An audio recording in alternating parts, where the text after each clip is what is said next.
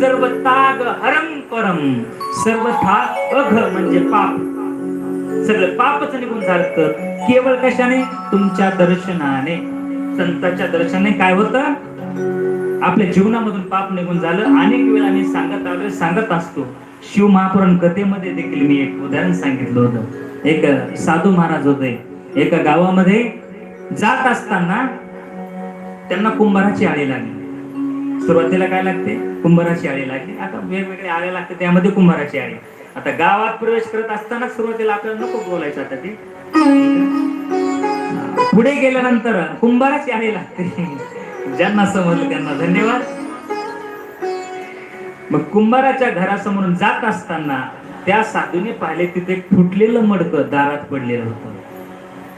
ते मडक्यावरती त्या साधूंची नजर गेली आणि फुटलेलं मडकं त्या साधूने आपल्या हातात घेतलं. हा सगळा प्रकार पाहिला कोणी? कुंभाराने. कुंभार माहिती ना सगळ्यांना? कुंभार काय करतो? चपला, हा मडके म्हणजे आहेत जागेवर. आणि मडके म्हणजे उतरण असते ना, उतरण कशी असते माहिती ना तुम्हाला? सगळ्यात छोट मडकं खाली असतं आणि म्हणजे माहिती झाले तुम्हाला. आता प्रेमचं बोलर आलेलं. आणि मग त्या कुंभाराने पाहिले की आपल्या दारात साधू आलाय, तो साधू फुटलेलं मडकं घेऊन जाऊ लागलाय. हे काय बरोबर नाही. त्याने आवाज दिला, ओ महाराज थांबा, अहो तुम्ही जे मडकं घेतलं ना ते फुटलेलं आहे. त्या साधूने सांगितलं मला फुटलेलंच पाहिजे.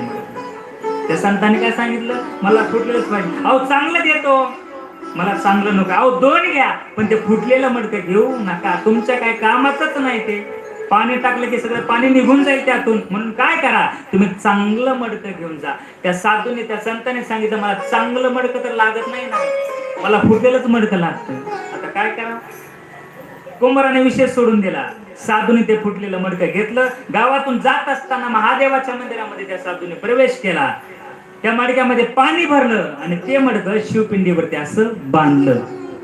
एक एक थेंब त्या शिवपिंडीवरती पडत होता. गावकरी दर्शनाला येऊ लागले. अगोदर त्या पिंडीचं दर्शन घ्यायचं आणि नंतर तेच हात त्या मडक्याला लावायचे, त्याचंही दर्शन घेऊन पुढे जायचे. पहा, साधूच्या संतांच्या संगतीमध्ये आलेलं फुटका मडकं देखील संतांच्या संगतीमध्ये आल्यानंतर त्याला देव पण येतं. आपले तर मडके चांगलेत ना, फुटलेले नाहीत आपले.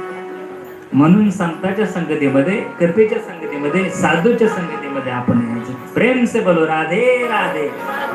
म्हणून त्या स्त्रीचं ते बोलणं ऐकलं मी आणि तिला विचारलं. नारदजी संकाती महामुनींना सांगायला लागले.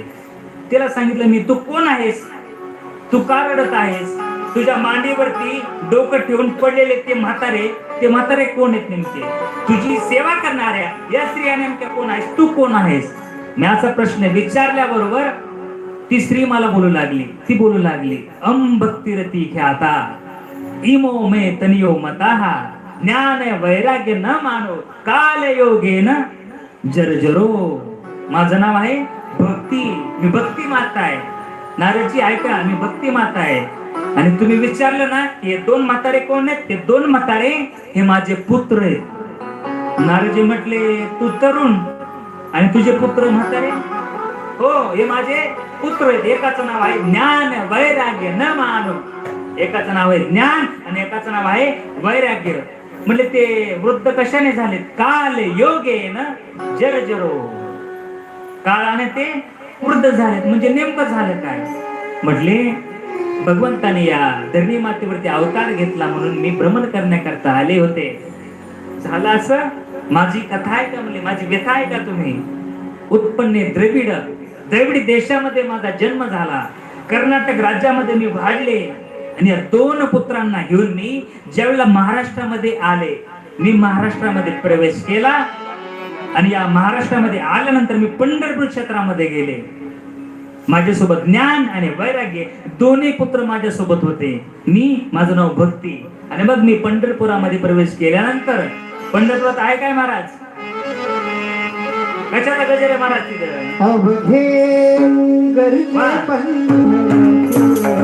काय